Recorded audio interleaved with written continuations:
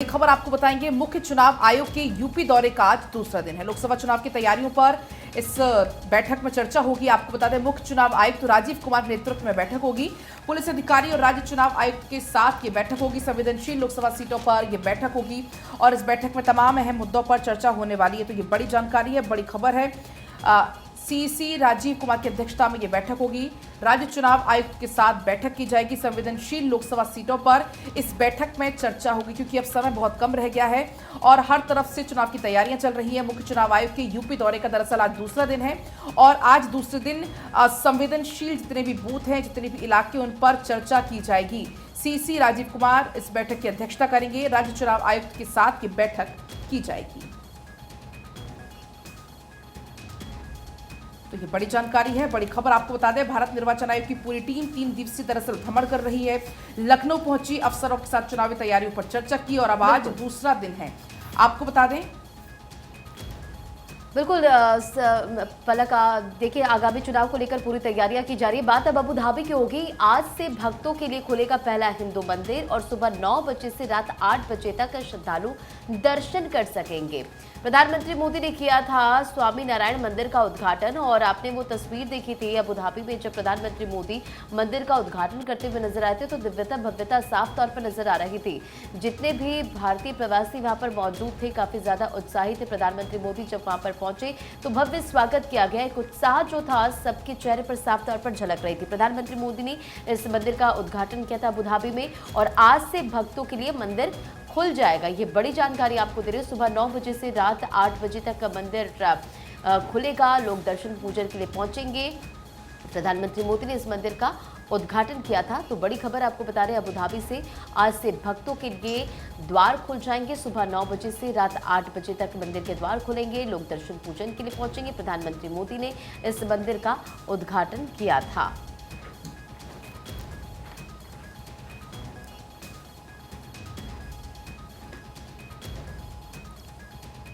तो देखिए, बड़ी खबर लगातार आप तक पहुंचा रहे हैं। इस बीच अगली खबर का रुख करते हैं। आपको बता दें कि अगली खबर पंजाब से। आज से पंजाब विधानसभा का बजट सत्र शुरू होगा। सुबह 11 बजे से विधानसभा की कार्रवाई शुरू होगी। राज्यपाल बनवारी लाल पुरोहित का अभिभाषण होगा। वहीं 5 मार्च को वित्त मंत्री हरपाल चीमा बजट पेश करेंगे। आपको ये भी जानकारी दे दें कि 15 मार्च तक ये विधानसभा का सत्र चलने वाला है। बजट इसमें पेश किया जाएगा। ज्यादा जानकारी के लिए आपको ये भी बता दें कि प्रश्नकाल के लिए सदस्यों की तरफ से बुधवार तक 350 प्रश्न भेजे गए हैं। अब सत्र के दौरान प्रतिदिन 20 प्रश्न रखे जाते हैं, जिन पर सरकार की तरफ से सदन में जवाब दिया जाता है। इनके अलावा विधानसभा स्पीकर को ध्यानाकर्षण प्रस्तावों के तहत अब तक 12 प्रस्ताव प्राप्त हो चुके हैं और आज से राज्यपाल बनवारी लाल मौजूद रहेंगे। 5 मार्च तक वित्त मंत्री बजट पेश करेंगे। 15 मार्च तक चलेगा विधानसभा का सत्र।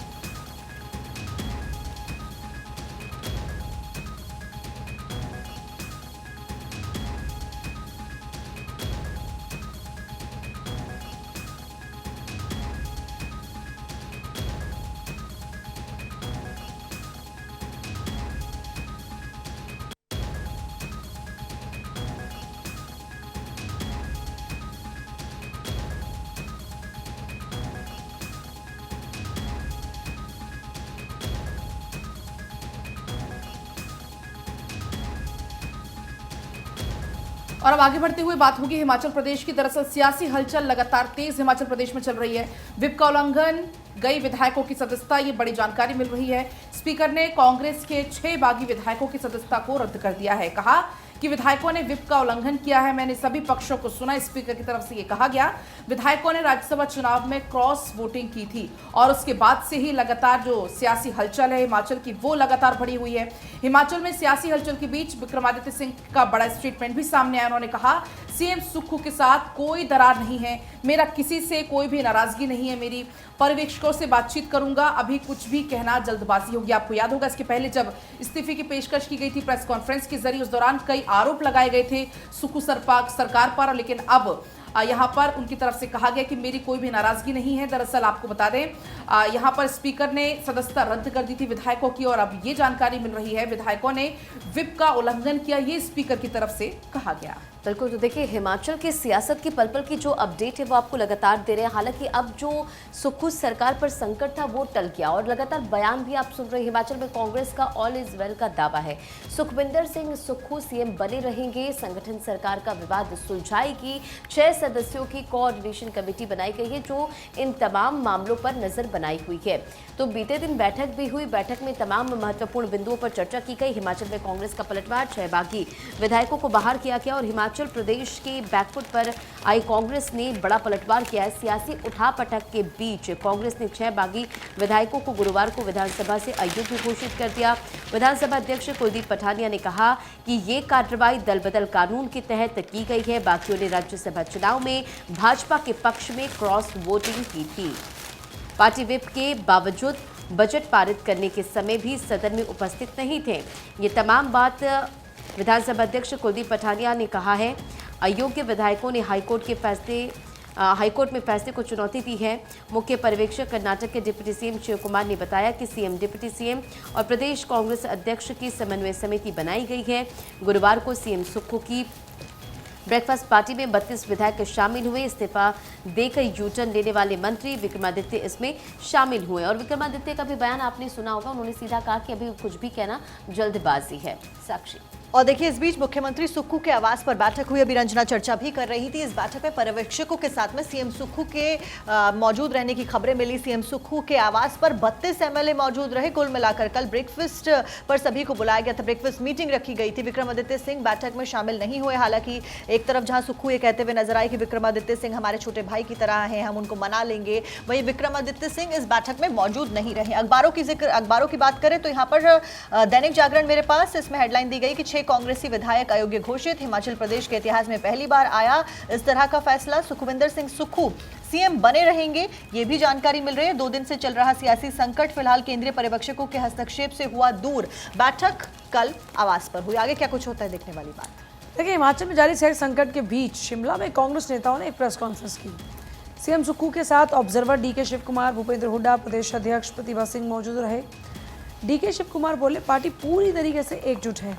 कुल मिलाकर देखा जाए तो इस पूरे सियासी घटनाक्रम के बाद में ये दिखाने की और जताने की कोशिश की जा रही है कि पार्टी में सब कुछ ठीक ठाक चल रहा है, सरकार बची हुई है। और कल भारत 24 से बातचीत में भी सीएम सुक्खू की ओर से कहा गया all is well and is well, और फिर उन्होंने आरोप भी लगाया पलक। बिल्कुल, अब आगे बढ़ेंगे। एक और बड़ी खबर आपको बताएंगे। इस बीच विक्रमादित्य सिंह का बड़ा स्टेटमेंट सामने आ गया। उन्होंने कहा कि अभी कुछ भी कहना जल्दबाजी होगी, मैंने अपना पक्ष रख दिया है। विक्रमादित्य सिंह की तरफ से ये कहा गया कि मैंने अपना पक्ष रख दिया है। जरा आप सुनिए क्या कुछ उनका कहना है। अब माननीय जो हमारे इंचार्ज है, ऑब्जर्वर है, वो आए हैं शिमला और मैंने कल भी उनसे बात करी थी, आज भी उनसे जाकर बात करेंगे और उसके बाद जो है वो स्थिति स्पष्ट होगी। और इस मामले पर रानी प्रतिभा सिंह ने कहा कि फिलहाल हम इंतजार कर रहे हैं, यहाँ की जनता पूरी तरह हमारे साथ है। क्या कुछ उन्होंने कहा, सुनिए। हिमाचल प्रदेश की जनता की भावनाओं को ध्यान में रखते हुए हमने जो भी कदम उठाया, हम हिमाचल प्रदेश की जनता हमारे साथ जुड़ी है। वीरभद्र सिंह जी की बहुत बड़ी लेगेसी हमारे साथ है। उनके क्या भाव थे, क्या वो हिमाचल प्रदेश के लिए चाहते थे, हम उन्हीं बातों को फॉलो करते हुए हमने हर कदम रखा है। जो भी हमारी बातें थी या हमें लगा कि ठीक नहीं हो रहा, वो भी हमने बार बार उनके संज्ञान में लाया। अभी जो कल मीटिंग हुई है उसमें भी हमने ये बातें उनके समक्ष रखी है और हम वी आर जस्ट वेटिंग कि वो क्या उस पर निर्णय लेते हैं, क्या फैसला लेते हैं।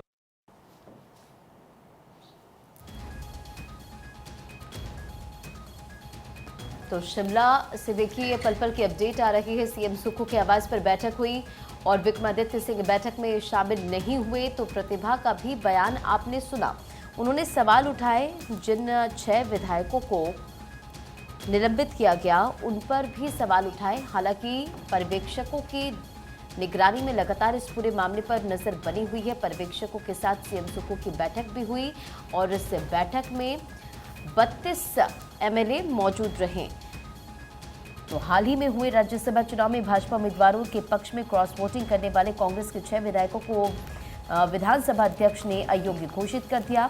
बाकी विधायक कांग्रेस के व्हिप का उल्लंघन कर विगत मंगलवार और बुधवार को वित्तीय विधेयकों के पारित होने के दौरान अनुपस्थित भी रहे। लगातार इस पूरे मामले में बयान भी सामने आ रहे हैं। हिमाचल के बाद अब बात उत्तर प्रदेश की। एआईएमआईएम यूपी में 7 सीटों पर चुनाव लड़ने का ऐलान कर रही है, ऐसा पता चला है। आजमगढ़, बदायूं, फिरोजाबाद से उम्मीदवार उतारने का ऐलान कर दिया गया एआईएमआईएम के द्वारा।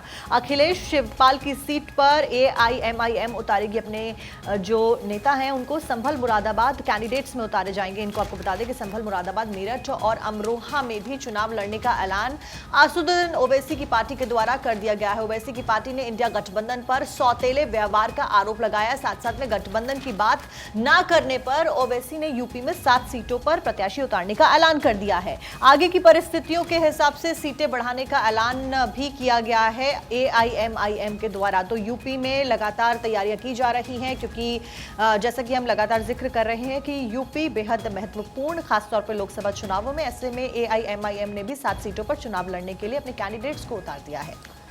आगे बढ़ते हैं। सुप्रीम कोर्ट ने बदला अपना फैसला। कोर्ट द्वारा स्टे हटने के 2018 के फैसले को पलटा।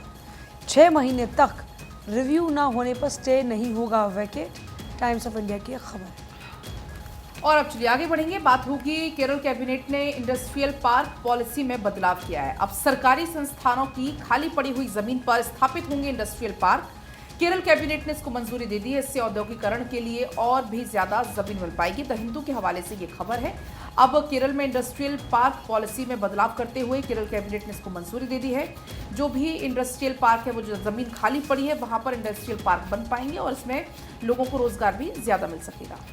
कर्नाटक हाईकोर्ट की बात करेंगे अब। कर्नाटक हाईकोर्ट ने चक्रवर्ती सुदीबेले को राहत दी है। युवा ब्रिगेड के अध्यक्ष के कलबुर्गी जाने से रोक हटाई। जिला प्रशासन ने चक्रवर्ती के कलबुर्गी में घुसने पर प्रतिबंध लगाया था। कलबुर्गी है ग्रामीण विकास मंत्री प्रियांक खड़गे का निर्वाचन क्षेत्र। द हिंदू में इस खबर को प्रमुखता से छापी गई है।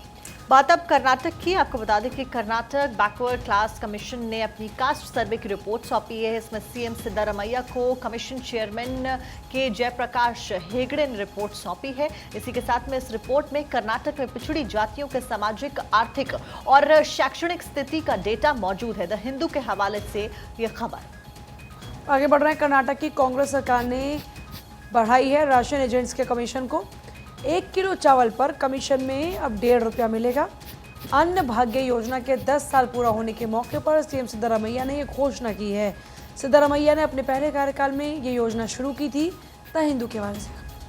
और अब आगे बढ़ेंगे। एक और बड़ी खबर आपको बताएंगे। कथित पाकिस्तान जिंदाबाद के नारे लगने का ये पूरा मामला जिसने तूल पकड़ लिया है। बीजेपी ने गवर्नर से कांग्रेस सरकार को बर्खास्त करने की मांग की है। दरअसल उन्होंने कहा कि कांग्रेस सरकार कर्नाटक में कानून व्यवस्था संभालने में असक्षम है।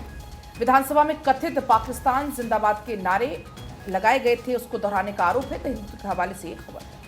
बढ़िए खबरों में आगे और अगली बड़ी खबर आपको बताते चलिए। चामराजनगर सांसद वी श्रीनिवास प्रसाद ने कांग्रेस पर निशाना साधा। संविधान जागरूकता यात्रा को बताया कांग्रेस यात्रा। कहा कि संविधान को नहीं है किसी से खतरा। कांग्रेस को अपने समाप्त होने का डर है और यात्रा से बाबा साहब अम्बेडकर का कोई संबंध होने से इनकार किया। द हिंदू के हवाले से खबर। अगली खबर केरल से। केरल में एलडीएफ सरकार और गवर्नर खान में तल्खी बरकरार है। आपको जानकारी दे दें कि एलडीएफ सरकार राष्ट्रपति द्वारा लोकायुक्त बिल मंजूरी को बता रही है अपनी जीत। ऐसे में वहीं के राज्यपाल आरिफ मोहम्मद खान कर रहे हैं एक्स पर अलग अलग टिप्पणियां। लोगों को बता रहे हैं कि राष्ट्रपति ने उनके भेजे 3 बिलों पर नहीं दी है सहमति। द हिंदू के हवाले से यह खबर। और आगे बढ़ेंगे। ऋषिकोंडा पहाड़ी पर बने विवादित रिजॉर्ट का उद्घाटन हो चुका है। आंध्र प्रदेश के पर्यटन मंत्री आर.के. रोजा ने इसका उद्घाटन किया। स्वामी स्वरूपानंद सरस्वती की उपस्थिति में ये आयोजन हुआ। वाईएसआर कांग्रेस नेता राज्यसभा प्रत्याशी वाई.वी. सुब्बा रेड्डी भी मौजूद रहे। द हिंदू के वाले से खबर है। और देखिए, थोड़ा सा मेरा गला खराब है तो आज क्योंकि कुछ हो सकता है कि शब्द फंसे, तो उसके लिए पहले से ही माफी। पलक। और चलिए आगे बढ़ेंगे। एक और बड़ी खबर आपको बताएंगे। आतंक का आरोपी अब्दुल करीम टुंडा जो कि बरी हो गया है। इरफान और हमीद्दीन दोषी इसमें करार हुए। 31 साल के बाद अजमेर के टाडा कोर्ट ने सुनाया है फैसला। 1993 में सिलसिलेवार बम धमाका प्रकरण से जुड़ा हुआ ये पूरा मामला था जिसमें ये फैसला आया है। और इसमें बड़ी जानकारी है। इरफान और हमीद्दीन दोषी करार। बिल्कुल, तो देखिए इस खबर को हर पेपर पर प्रमुखता से छापा भी गया है और सीबीआई ने 10 साल से भी सबूत नहीं दे पाई, टुंडा बरी हो चुका है। और बीते दिन ये बड़ी खबर आई थी, बाबरी मस्जिद ढहाने की प्रतिक्रिया में 6 दिसंबर 1993 को मुंबई, सूरत समेत 5 शहरों की ट्रेनों में बम धमाके हुए थे। आरोपी मास्टरमाइंड अब्दुल करीम टुंडा को टाडा कोर्ट ने बरी कर दिया है। सीबीआई 10 साल से टुंडा के खिलाफ सबूत तक पेश नहीं कर सकी और टुंडा को आतंकी गतिविधि के गंभीर मामले में मुख्य आरोपी ठहराया गया है और लेकिन उसके खिलाफ सप्लीमेंट्री चार्जशीट पेश नहीं हुई और इसके बाद कोर्ट ने गुरुवार को टुंडा को बरी कर दिया और बरी करने के आदेश दिए और इस मामले में इरफान और हमीमुद्दीन को आजीवन कारावास की सजा सुनाई गई है। 66 गवाह, 430 दस्तावेज जो है वो पेश किए गए पर आरोप साबित टुंडा पर नहीं हुए।